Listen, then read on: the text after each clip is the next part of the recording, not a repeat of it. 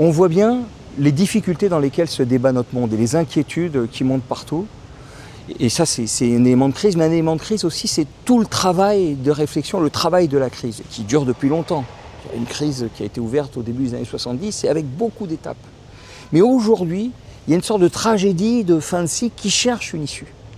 Et nous sommes beaucoup, je pense, à avoir besoin à la fois d'analyse assez rigoureuse, ouverte, de compréhension pour voir les enjeux, pour voir les transformations.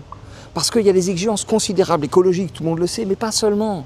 Il y a une révolution technologique très profonde et les deux exigent d'inverser les priorités. La révolution technologique exige de donner une priorité aux capacités humaines, à ce qui est spécifique dans l'être humain, à l'apport créatif des êtres humains, aux capacités humaines, comme on dit, donc d'autres dépenses par rapport au capitalisme qui privilégie le capital, de même que l'écologie, qui nécessite une priorité aux capacités humaines et des économies sur les matières, donc le capital.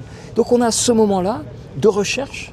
Et ce que fait Trump avec la guerre économique envenime en quelque sorte, mais pousse l'exigence de transformer de façon coopérative ce monde.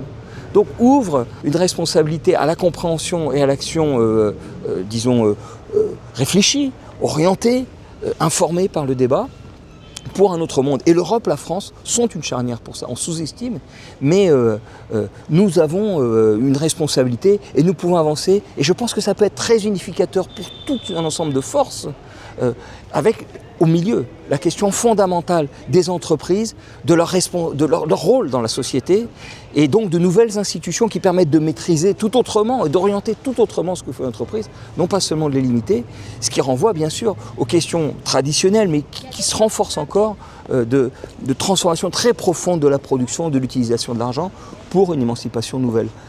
Je crois que c'est décisif aujourd'hui de voir ça comme une lutte en fait de toute la société contre la domination du capital pour inverser le sens et les priorités et pour aller vers peut-être une issue à la crise de civilisation que nous vivons tous.